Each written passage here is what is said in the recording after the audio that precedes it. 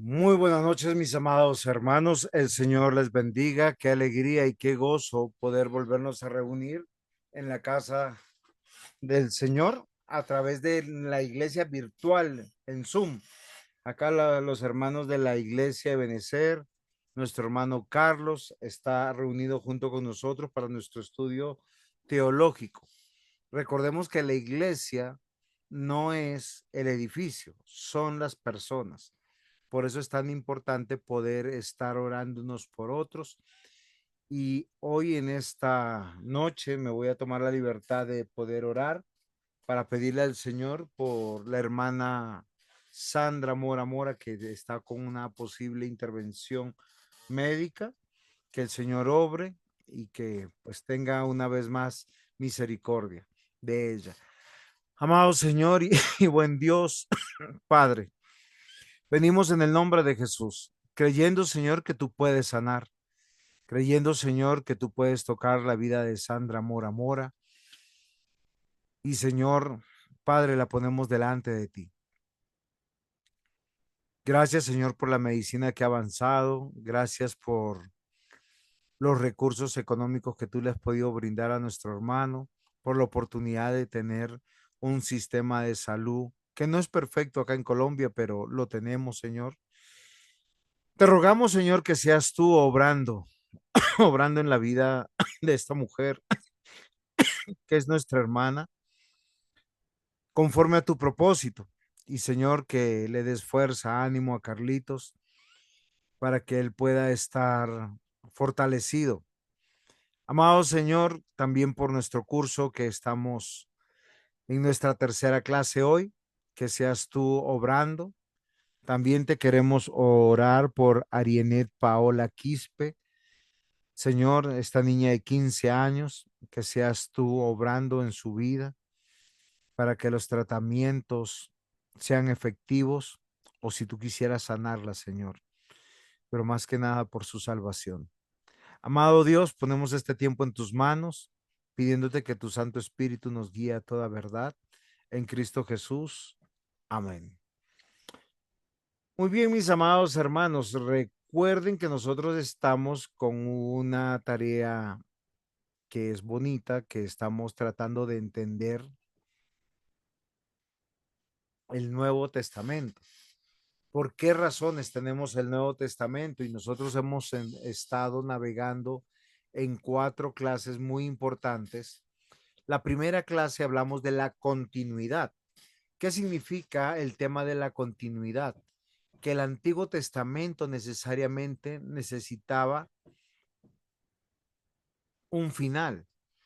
Y ese final Dios lo determinó al escribirse los evangelios, Hechos de los Apóstoles, las 13 cartas paulinas, las cartas universales y el libro de Apocalipsis, donde todos quedamos en la expectativa de esperar a nuestro Dios, Señor y Salvador. Hace 8 días pudimos ver nuestra segunda clase, esta segunda clase que nos hablaba sobre la autenticidad del Nuevo Testamento. Cuando nosotros hablamos de la autenticidad del Nuevo Testamento, estamos hablando que desde una perspectiva racional, humana, cuán fiable, cuán veraz son estos textos para nosotros. Aunque los hemos recibido y los reconocemos como palabra de Dios, pues los estudiosos examinan la evidencia manuscrita, arqueológica, histórica, esa consistencia interna y externa para saber que es palabra de Dios. Esto nos ayuda a que nosotros podamos siempre responder hacia afuera, hacia los demás, que el Nuevo Testamento, esos 27 libros que tenemos, son los únicos libros que siempre la iglesia del Nuevo Testamento reconoció, recibió, estudió y confía que son palabra de Dios. Entonces, nosotros hablamos hace 8 días de la autoridad apostólica, que quiere decir que estos documentos, estos 27 documentos que componen el Nuevo Testamento, fueron escritos por algún discípulo o alguien que estuvo con los discípulos o alguien que estuvo con Jesús y los discípulos de manera real y permanente, y eso nos debe ayudar a poder considerar esta verdad como palabra de Dios. También que en estos 27 documentos, que son los libros que hemos dicho, son doctrina ortodoxa, o sea, quiere decir que es lo que ha creído la iglesia siempre, que no hay ningún atisbo de duda, ningún atisbo de error o de contradicción en ellos. La tercera razón es la amplia aceptación de estos libros en la iglesia a lo largo del mundo. Y nosotros pudimos hablar y comprender que la iglesia entonces no determinó el canon. ¿Por qué razón? Porque la iglesia atestiguó, como toda la iglesia sabían que estos eran palabra de Dios. La iglesia no es el magistrado del canon. ¿Por qué razón?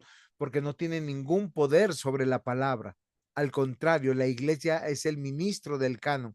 O sea, la usamos sirviendo a su verdad, y tampoco somos jueces del canon porque su pertinencia, autenticidad y doctrina emanan de ella misma. Pudimos hablar de la evidencia textual, la evidencia eterna, un consenso académico, una evidencia extrabíblica, ya que muchos autores no cristianos pudieron reconocer que era palabra de Dios y que eran los libros escritos y reconocidos dentro de la iglesia por los mismos hallazgos arqueológicos.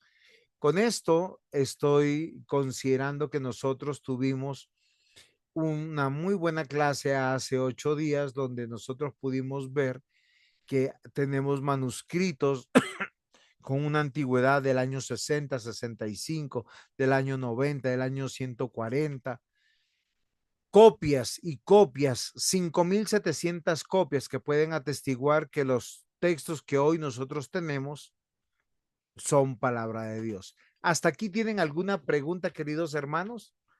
¿O podemos entrar ahora sí a nuestra siguiente clase? Sin miedo al error.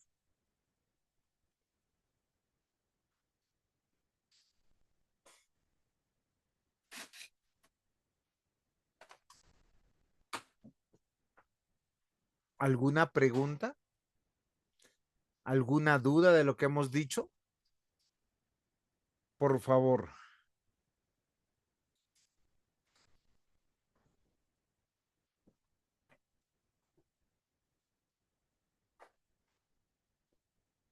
Muy bien. Si no tenemos ninguna duda, vamos a hacer un ejercicio porque vamos a reconocer a través de los mismos textos de la escritura. El tema de hoy se trata de la autoridad del Antiguo Testamento. Ya hemos hablado de su continuidad, su autenticidad, ahora de su autoridad. La autoridad del Nuevo Testamento es fundamento de fe y práctica cristiana. La iglesia, queridos hermanos, sabe que la Biblia es palabra de Dios y la Biblia está compuesta por el Antiguo y el Nuevo Pacto, o ese Antiguo y Nuevo Testamento que componen el pacto eterno de redención. Cumple, revela y satisface la buena noticia del Evangelio. La autoridad del Nuevo Testamento ha sido reconocida por la Iglesia cristiana a lo largo de los siglos como la revelación definitiva de Dios a través de Jesucristo y de los apóstoles. Su revelación pone punto final, cerrando conclusiones teológicas, éticas, prácticas de fe para nuestra vida. ¿Es comprensible esto, mis amados hermanos?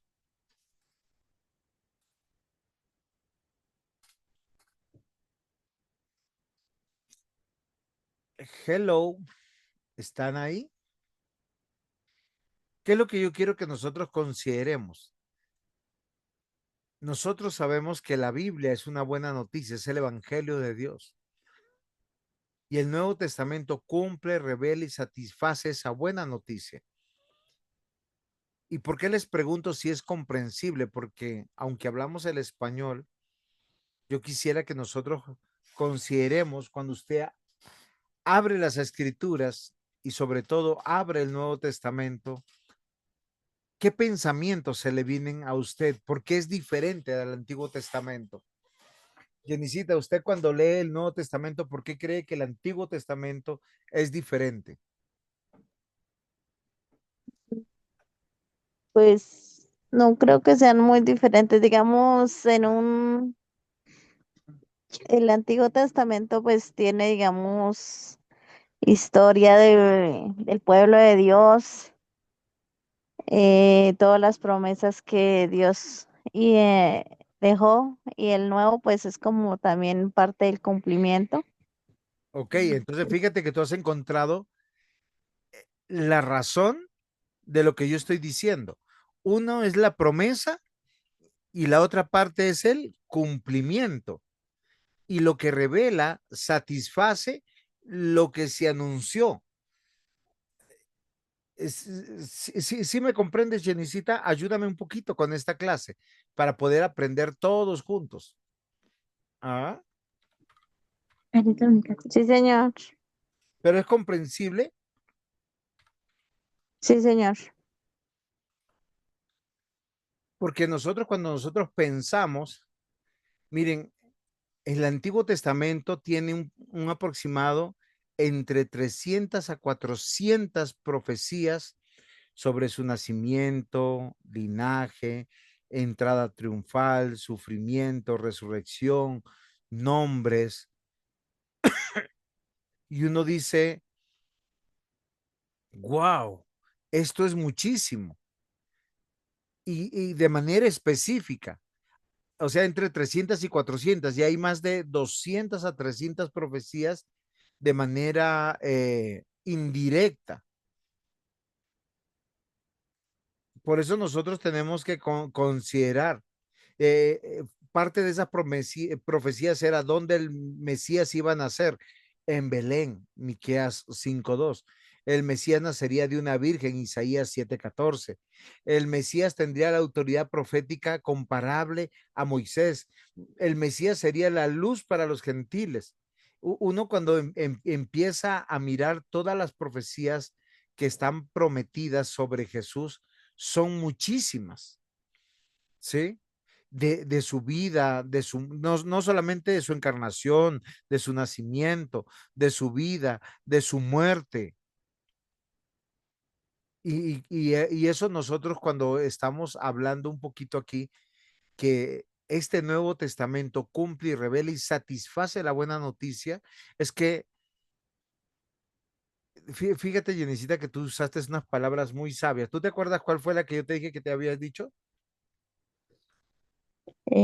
¿Cumple? ¿No? Muy No sé. bien, cumple lo prometido. O sea, Dios anunció y en el Nuevo Testamento se ve y se revela y uno dice, wow. Ahora, profecías indirectas, todas aquellas que tienen que ver con la obra redentora del nuestro Señor Jesucristo. Desde Génesis 3:15 tenemos la promesa que el hijo de la mujer pisaría la cabeza de la serpiente y la serpiente lo mordería en el calcañar. Y esto es para nosotros muy interesante, mis amados hermanos. Por eso el Nuevo Testamento es el cumplimiento del Antiguo Testamento y no podemos tener una interpretación bíblica sin no considerar el Antiguo Testamento.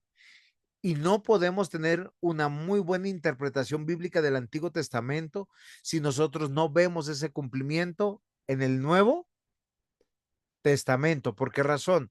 Porque el Evangelio es autoritativo, la palabra de Dios es autoritativa. ¿Qué quiere decir? Es como ella lo dice, no como nosotros queremos decirlo. Por eso, frente a aquellas personas que nos dicen, es que eso fue escrito por hombres, fue escrito por una denominación para lavarles las mentes, para... No se dejen creer, muchachos, porque lo que encontramos en la Biblia revela quién es Dios, quién es el Hijo de Dios, su obra redentora y la bendición de cómo nos ha bendecido. Por eso nosotros tenemos que tener un buen entendimiento del Nuevo Testamento. Y ese entendimiento debe basarse en que el Nuevo Testamento es palabra de Dios, por lo tanto es autoritativa. ¿Se entiende, Carlitos, que es autoritativa? Eh, Pues no, pastor, no entiendo la palabra. Muy bien. ¿Sería como autoridad? Voy a hacerle un ejemplo. Usted está bajando del Transmilenio, se está dirigiendo para la casa y un policía le dice, señor, venga para acá. ¿Usted qué hace? ¿Se sigue yendo Voy. para la casa? No, señor, ¿por qué la autoridad? Ok, pero fíjese que las palabras que él fueron autoritarias. Le cambió el curso, lo detuvo y luego le dice, deme los papeles. Luego le puede decir una requisa y llama a otro compañero y lo revisan. Sí, Cuando señor. nosotros hablamos que la Biblia es autoritativa, estamos pensando que es lo mismo que hace el policía cuando nos dice cosas, cuando nos ordena cosas, o cuando un juez de la República dictamina cosas. Uno tiene un problema jurídico y el juez dice en el tribunal, coge su martillo y golpea y lo declara inocente. ¿Eso qué significaría, Jenicita?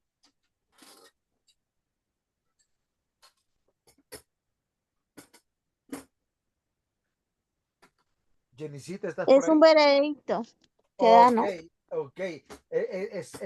Lo que tú acabas de decir es muy importante. Es un veredicto. Como es un veredicto, no es cuestionable, no es censurable por aquellos que están siendo juzgados. Y yo quiero que nosotros consideremos con el corazón estas verdades. La palabra de Dios es la que da los veredictos sobre la iglesia, sobre el hombre, sobre la moral, sobre la conducta, sobre la fe, sobre las ceremonias. Cualquier cosa que nosotros hagamos fuera de la palabra de Dios sería entonces una herejía. Porque el Nuevo Testamento cumple, revela y satisface el Evangelio, o sea, eso prometido. Recuerden que el Evangelio no nace en el Nuevo Testamento. El Evangelio es toda la palabra de Dios, la buena noticia. Yo quisiera que nosotros consideremos un poquito cuando nosotros hacemos algo muy importante al leer las escrituras. ¿Por qué razón? Porque si nosotros leemos Isaías 9, nosotros nos damos cuenta de algo muy interesante que dice, que dice la palabra de Dios, ¿sí? Desde el versículo 6 dice, porque un niño nos es nacido, hijo nos es dado, y el principado sobre su hombro se le llamará admirable, consejero, Dios fuerte, Padre eterno, príncipe de paz. Yo no sé si ustedes me escucharon lo que dije. ¿Es coherente lo que he dicho?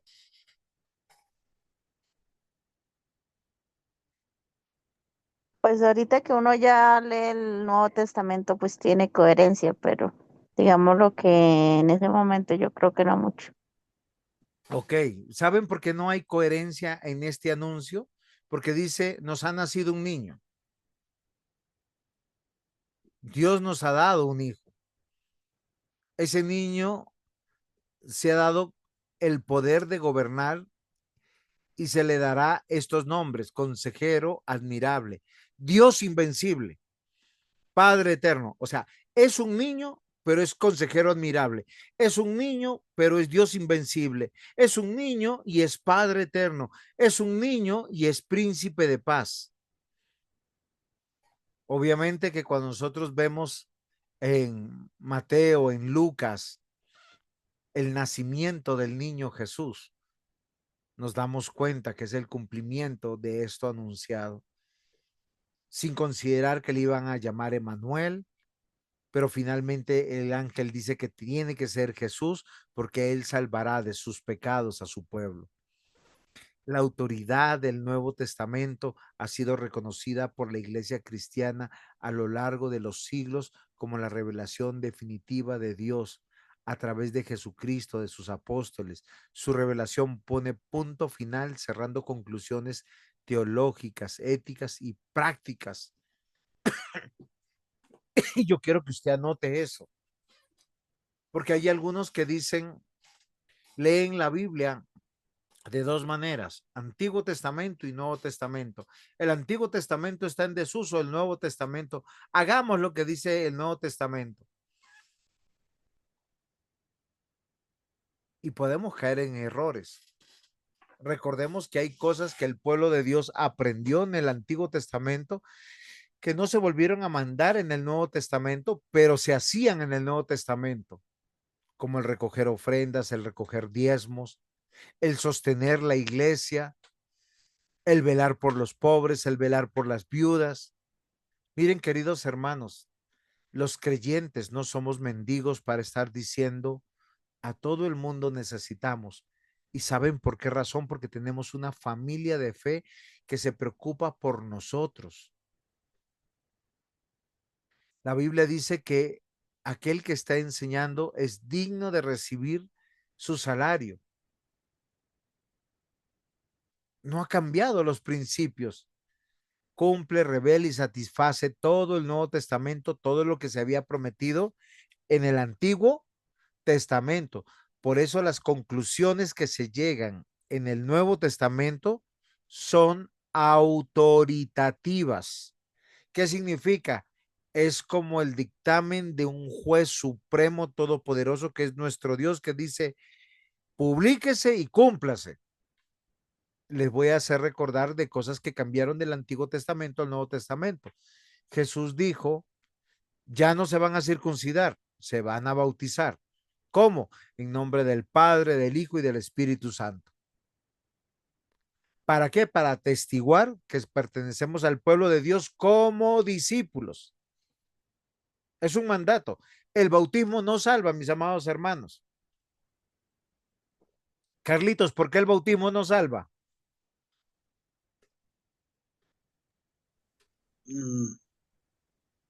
Porque el bautismo es un paso de obediencia, no de salvación, pastor. Ok, pero ¿por qué no salva el bautismo? ¿Quién salva? Cristo. Muy bien, si Cristo salva es suficiente. El bautismo es autoritativo y es una ordenanza que Jesús dijo para evidenciar lo profano de lo santo, de los hijos de Dios a los hijos de Satanás, de los hijos de la luz y los hijos de la oscuridad. Y todo aquel que es bautizado, no importa la edad que llegue, es bautizado para convertirse en un discípulo. Toda persona que ha nacido de nuevo, que tiene el Espíritu Santo en su corazón, que tiene la verdad del Evangelio, según lo que dice el Nuevo Testamento, desea, anhela, exige ser bautizado. ¿Se acuerdan en Hechos 16? Ahí hay un poco de historias que nosotros tenemos que evaluar, que a veces nosotros hemos olvidado. En Hechos 16, ¿quiénes reclaman ser bautizados? ¿Quién se acuerda? Rápidamente, corriendo.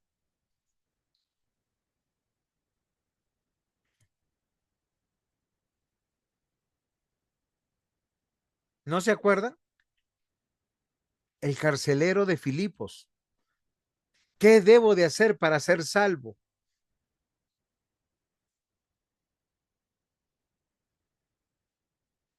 ¿Y él qué dijo?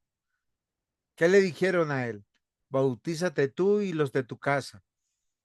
Pero antes de él había una mujer llamada Lidia, vendedora de púrpura de la ciudad de Tiatira, que adoraba a Dios y estaba oyendo. Y el Señor abrió su corazón para que ella estuviese atenta a lo que Pablo decía. Y cuando Pablo fue, la bautizó y a su familia. ¿Y ella qué hizo? Le rogó a Pablo, venga, quédate en mi casa, enséñame, entra a mi casa, posa en mi casa. Los obligó a quedarse. No es como algunos que dicen, ay, no, es que mi casa es humilde, es sencilla, es que, oiga, muchachos, es que los pastores no van a las casas a mirar qué tan sencilla está la casa o a ver si le invitan de comer. No, va es a predicar el evangelio. ¿No les parece bonito cómo cambió? Ya en el Antiguo Testamento se circuncidaba y ahora se bautizaba. Hombres, mujeres, niños, adultos. ¿Cómo lo sabemos? Si ustedes van a un texto de la Biblia que está en Hechos, capítulo 2, ustedes encuentran varios versículos ahí, pero hay uno particular que a mí me llama poderosamente la atención. Después de la predicación de Pedro, el pueblo dice se compungió de corazón y le dijeron a Pedro y a los otros apóstoles, varones hermanos, ¿qué haremos? Y Pedro les dijo, arrepentíos y ¿qué más? Y bautícese cada uno de vosotros en el nombre de Jesucristo para el perdón de sus pecados y recibiréis el don del Espíritu Santo, porque para vosotros es la promesa y para vuestros, ¿quién se acuerda? Uy, no, voy a fracasar como profesor, porque para vosotros es la promesa y para vuestros hijos y para todos los que están lejos, para cuanto el Señor nuestro Dios los llame o los llamare. Amados hermanos, la Pascua dejó de ser Pascua en Lucas 22. ¿Por qué la Pascua dejó de ser Pascua? ¿Quién sabe?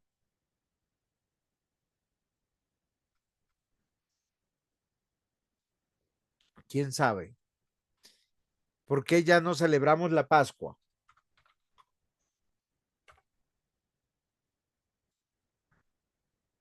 Recuerden que la Pascua era comer un Porque, cordero. Señora, porque porque el cordero ya fue sacrificado, que fue Jesucristo. ok, muy bien. Fíjense que el Señor Jesús envió a Pedro, a Juan, diciendo, ir a prepararnos la Pascua para que la comamos. Ellos le dijeron, ¿dónde quieres que la preparemos? Y él les dijo el lugar, les dijo cómo. Cuando era la hora, versículo 14 de Lucas 22, dice, se sentó a la mesa con él los apóstoles y les dijo, cuánto he deseado comer con vosotros esta Pascua antes que padezca. Porque os digo que no comeré más, porque os digo que no la comeré más hasta que se cumpla en el reino de Dios. Y habiendo tomado la copa, dio gracias y dijo, tomad esto y lo repartió entre vosotros. ¿Qué repartió? La copa. Porque os digo que no beberé más el fruto de la vid hasta que el reino de Dios venga. Miren, queridos hermanos, en el reino de Dios va a haber vinito. No es juguito de uva. Versículo 19, y tomó el pan y dio gracias, y lo partió y les dijo, y les dio, diciendo, este es mi cuerpo que por vosotros es dado, haced esto en memoria de mí. De igual manera, después de que hubo cenado, tomó la copa diciendo, esta copa es el nuevo pacto en mi sangre que por vosotros es derramada. Mas he aquí, la mano del que me entrega está conmigo a la mesa. Miren, queridos hermanos, yo quiero que nosotros consideremos algo interesante del Nuevo Testamento. Es autoritativa. Por eso nosotros no podemos celebrar la Pascua más, porque nos dejó la cena en su lugar. 1 Corintios 11, Pablo lo explica, hasta que Él venga. Nosotros ya nos circuncidamos. ¿Por qué razón? Porque nos bautizamos, porque el Señor Jesús dijo, toda potestad me es dada en el cielo, en la tierra. Por tanto, Id y haced discípulos a las naciones. Yo le pregunto, Carlitos, ¿cómo se hacen discípulos? De acuerdo a lo que dice Mateo 28. Eh, dice, y de ser discípulos bautizándolos, Ok, pero también evangelizándolos, pastor. no, no, no, no. El texto dice, obviamente que hay que evangelizar, no estoy diciendo que no. ¿Qué es evangelizar? Predicar el evangelio. Pero fíjate que en Hechos 16, ¿a quién se evangelizó? Al carcelero, a Lidia. Pero ¿a quiénes se bautizó? En Hechos 16, Carlitos.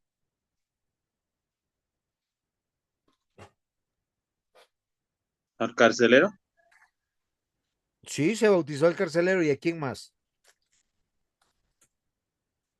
No me acuerdo, pastor. ¿Cómo que no se acuerda?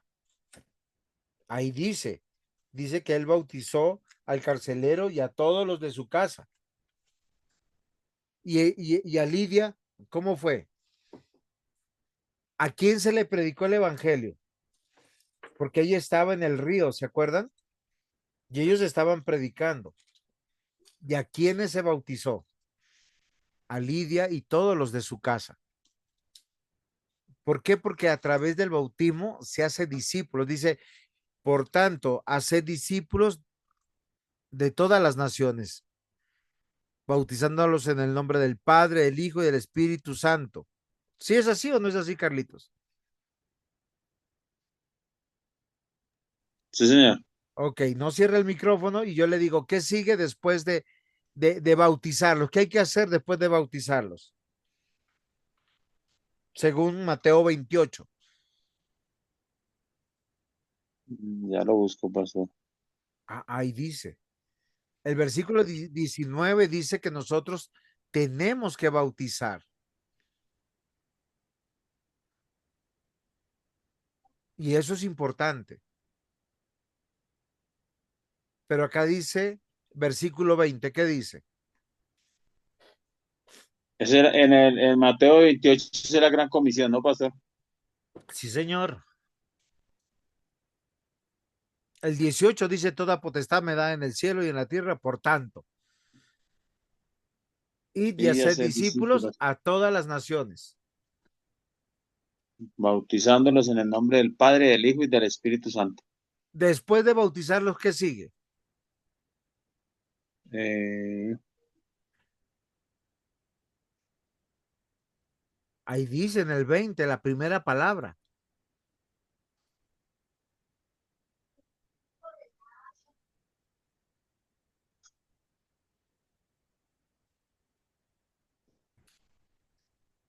¿Cómo dice Carlitos? El versículo pe- 20. pero, pastor, es que estaba mirando solo el 18.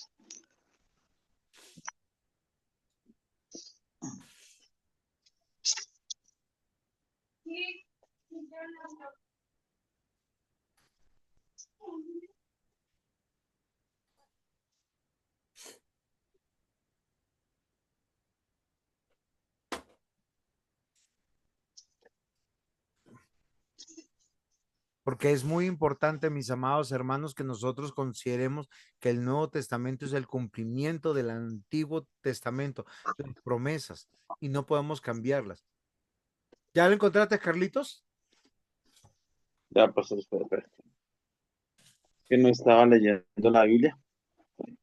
Ok. Mateo, ¿no, pastor? Sí, Mateo 28.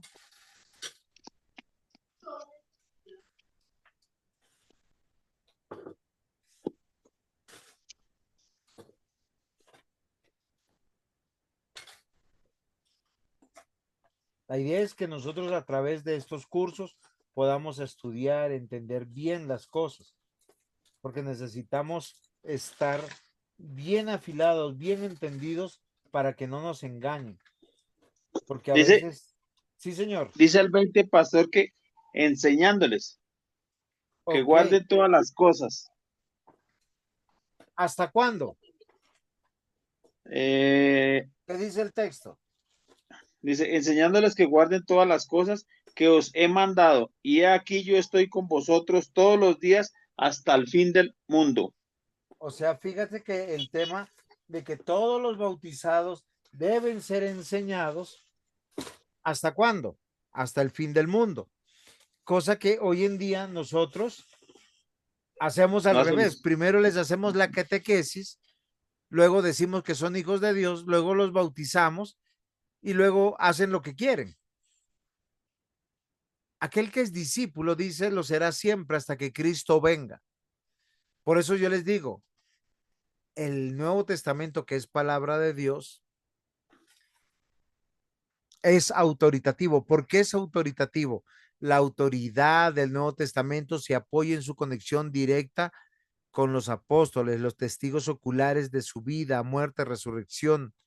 Textos como Lucas capítulo 1, versículos 1 al 4, segunda de Pedro 1, 16 al 21, que destacan la intención de preservar con fidelidad los hechos y las enseñanzas de Cristo. La Biblia concluye con el Nuevo Testamento, queridos hermanos. Y miren, mis amados hermanos, cada texto del Nuevo Testamento es inspiración de Dios y tiene una unidad doctrinal con toda la revelación. Los autores del Nuevo Testamento escribieron bajo la convicción, la dirección del Espíritu Santo. Por eso en 2 de Timoteo, capítulo 3, 16, nosotros creemos fundamentalmente que toda la escritura es inspirada por Dios. Y aunque pudiéramos decir que esto solo se aplicaba al Antiguo Testamento, nosotros entendemos que también al Nuevo Testamento. Por eso el Nuevo Testamento es autoritativo. Por eso nosotros no nos congregamos en sábado, sino en domingo.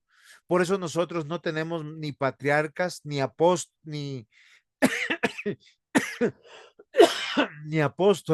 porque la Biblia dice que hoy tenemos pastores, ancianos, diáconos o presbíteros, evangelistas, maestros, porque lo dice la Escritura. Cualquiera que esté en un lugar donde diga que hay patriarcas, apóstoles, a la manera de los apóstoles del Antiguo Testamento, o querubines, salga de ese lugar, porque es sinagoga de Satanás. Y miren, queridos hermanos, el Nuevo Testamento ha tenido un proceso de canonización progresivo. Desde el primer y segundo siglo, cada uno de los textos que estaban ahí eran leídos y reconocidos como escritura en la iglesia. El criterio principal fue su origen apostólico, su ortodoxia doctrinal, su uso continuo en la liturgia cristiana. ¿Qué quiere decir esto? Que la iglesia apostólica y posapostólica leía la palabra de Dios, pero leía también el Nuevo Testamento, mis queridos hermanos. Es algo que nosotros tenemos que considerar, es algo que nosotros tenemos que pedirle al Señor que nosotros confiemos en ese Nuevo Testamento. La autoridad entonces no solamente es autoritativa, es normativa.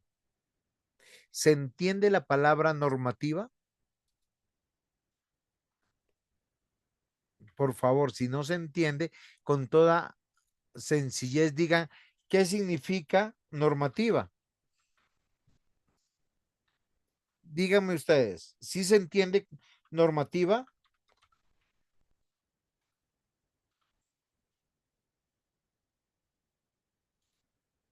¿Qué entiende por normativa? ¿Normas, pastor? Sí, pero ¿qué significa? ¿Que es una norma? Porque alguien pensara que es una muchacha que Una trabaja en regla, la casa. ¿Ah? una regla, Muy una... bien, es una regla de conducta dictada o promulgada por un poder legítimo y ese poder legítimo es el Espíritu Santo que inspiró a los autores del Nuevo Testamento.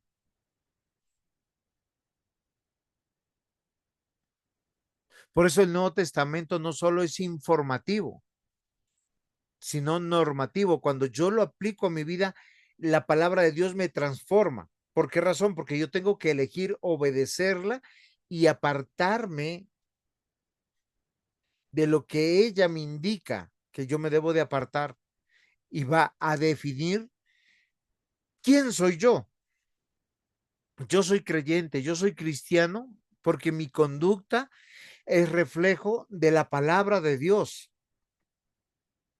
y no solamente en aspectos morales, sino éticos, eclesiológicos, civiles.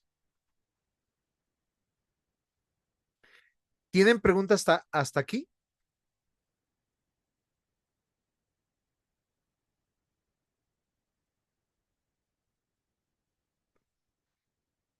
La próxima vez que ustedes lean el Nuevo Testamento,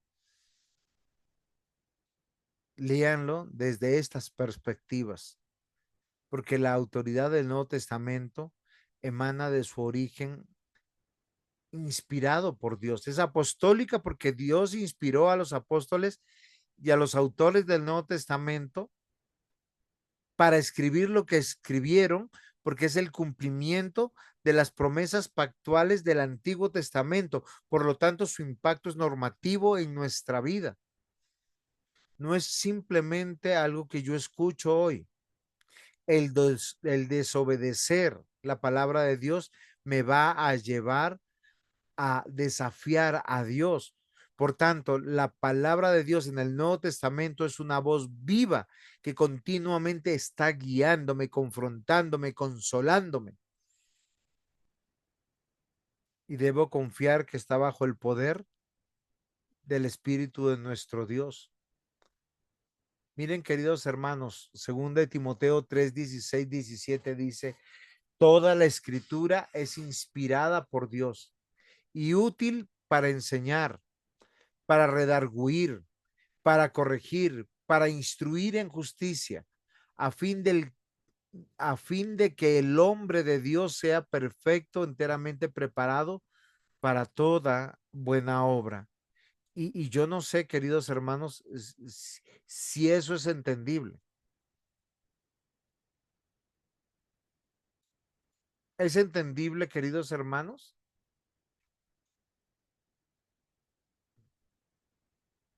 Hello, ¿están ahí? Sí, señor. ¿Qué se entendió? A ver, ayúdenos un poquito, Jenicita, ya que usted está ahí entusiasmada respondiendo.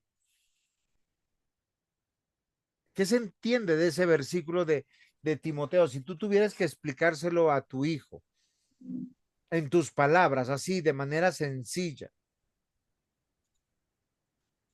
Pues que la Biblia no es como la regla de donde nosotros podemos saber qué está bien o qué está mal y que también cómo debemos comportarnos y ser. Muy bien. Miren, lo voy a leer en una versión diferente. Todo lo que está escrito en la Biblia es el mensaje de Dios y es útil para enseñar a la gente, para ayudarla y corregirla, para mostrarle cómo debe vivir.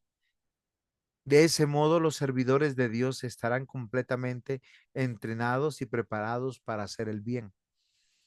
Voy a leer otra versión diferente, no son mis palabras. Toda la escritura es un mensaje enviado por Dios y es útil para enseñar, reprender, corregir y mostrarle a la gente cómo vivir de la manera que Dios manda, para que el siervo de Dios esté listo y completamente capacitado para hacer toda buena obra. ¿Usted quiere saber si está viviendo bien delante de Dios? Yo les pido, les suplico, lean lo que la escritura dice. El mismo Señor Jesús dio unas palabras maravillosas. ¿Saben cuáles fueron? Yo no he venido a abrogar la ley, sino a cumplirla. Carlitos, te hago una pregunta. ¿Qué ley? ¿Qué ley vino a cumplir nuestro Señor? La ley, o sea, la palabra de Dios, pastor. Sí, pero cuando él dijo la ley, ¿a qué se refería? O sea, lo que estaba en el Antiguo Testamento, Muy los bien, mandamientos. particularmente, mire, Carlitos se refirió a todo lo que escribió Moisés. Cuando nosotros vemos el Sermón del Monte, él nos hace recordar el verdadero significado que tenía la ley, no lo que los fariseos, los saduceos, los escribas enseñaban, porque ellos enseñaban algunas cosas. Voy a hacerles un ejemplo.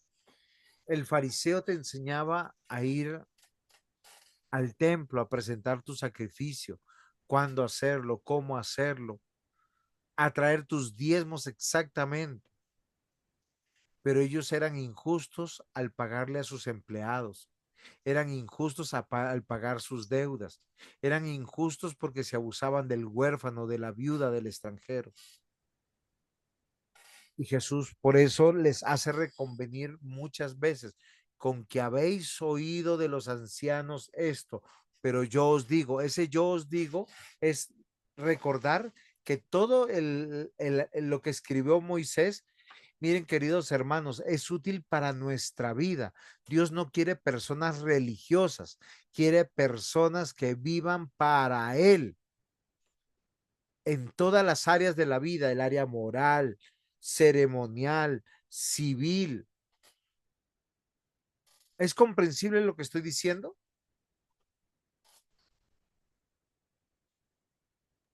Sí, señor.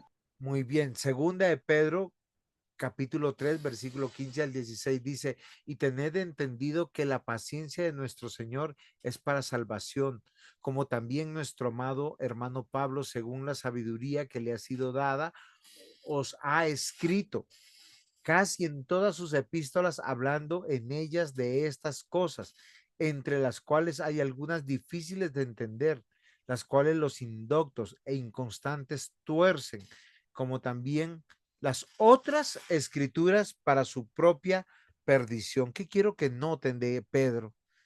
Que él reconoce que lo que Pablo escribió es otra escritura. No sé si lo notan. Sí, o sea, tanto lo que escribió Pablo como el Antiguo Testamento son escritura y palabra de Dios.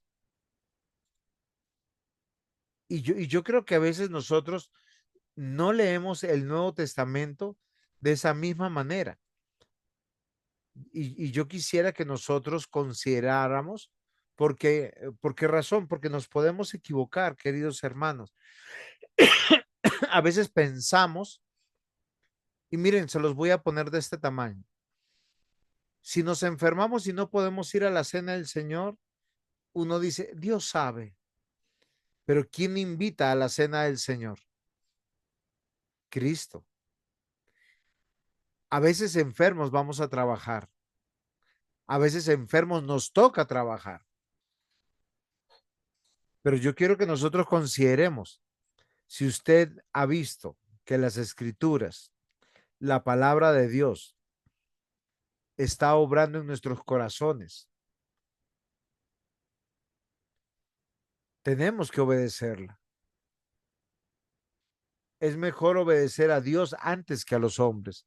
Pedro menciona en esta cita que las cartas de Pablo y las equipara con las otras escrituras, indicando que ya se reconocía como inspiradas, autoritativas, incluso a la propia vida de los apóstoles. Juan 14:26, más el Consolador, el Espíritu Santo, a quien el Padre enviará en mi nombre, él os enseñará todas las cosas y os recordará todo lo que yo he dicho. Pero el Consolador, el Espíritu Santo, les enseñará todas las cosas y les recordará lo que yo los he dicho. Miren, Jesús promete que el Espíritu Santo está guiando a los apóstoles, a los hijos de Dios. Ellos escucharon lo que Jesús dijo. Ellos escribieron por el Espíritu Santo lo que tenía que comunicarse. Primera de Tesalonicenses capítulo 2 versículo 13. Por lo cual también nosotros sin cesar damos gracias a Dios de cuanto recibisteis la palabra de Dios que oísteis de nosotros, la recibisteis no como palabra de hombre, sino según es en verdad la palabra de Dios, la cual actúa en nosotros los creyentes. Pablo defiende que su mensaje tiene autoridad divina y no simplemente humana. Pablo está escribiendo a la iglesia en Tesalónica. Miren, pongan cuidado, porque el mismo Nuevo Testamento dice que es autoritativa, por lo cual también nosotros sin cesar damos gracias a Dios. ¿De qué?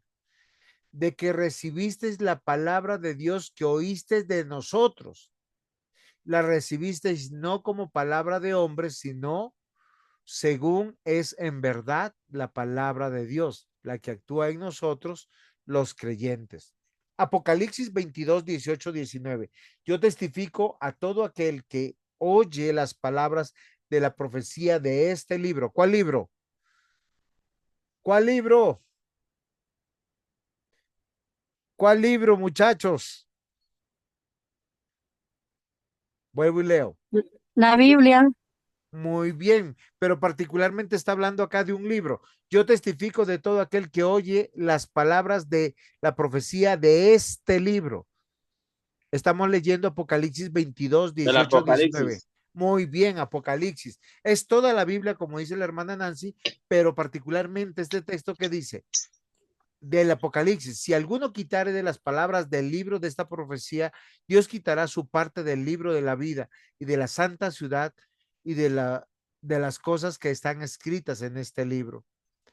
Aunque se refiere específicamente al libro de Apocalipsis, la advertencia es con añadir o quitar palabras.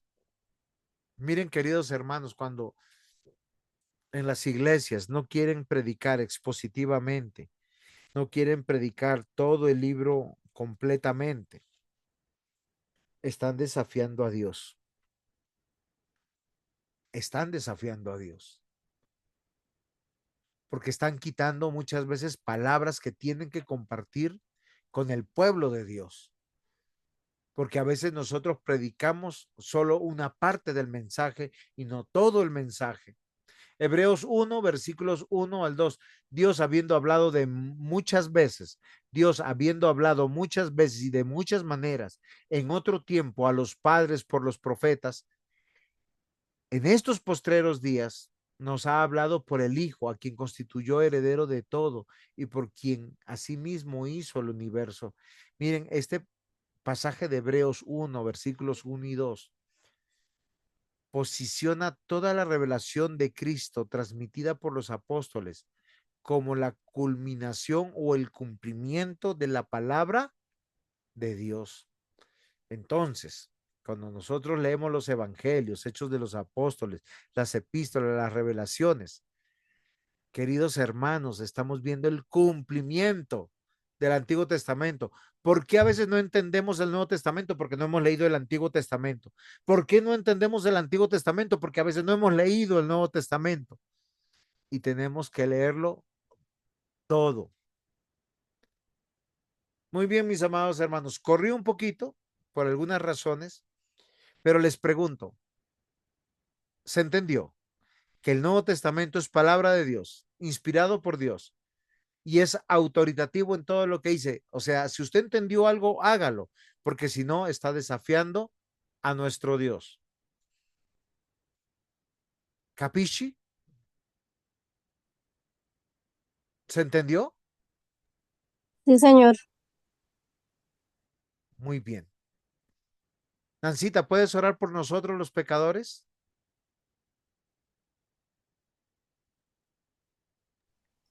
Amado Papito Dios, acá estamos delante suyo, Señor. Ponemos este día en tus preciosas manos, Señor. Señor, te pedimos que lo que explicó el pastor, Señor, que lo pongamos en práctica, que no quede en el aire, Señor, que quede en nuestros corazones grabados, Señor. Te ponemos este precioso día, Señor. Ten misericordia de todos nuestros pecados, perdónanos, Señor. Ten misericordia, Señor, de cada persona que estamos escuchando. Gracias, Señor, por este hermoso día, por el pastor y su familia. Que toda honra y toda gloria sea para ti, Señor, en Cristo Jesús. Amén y amén. Amén. Que el Señor les bendiga, queridos hermanos.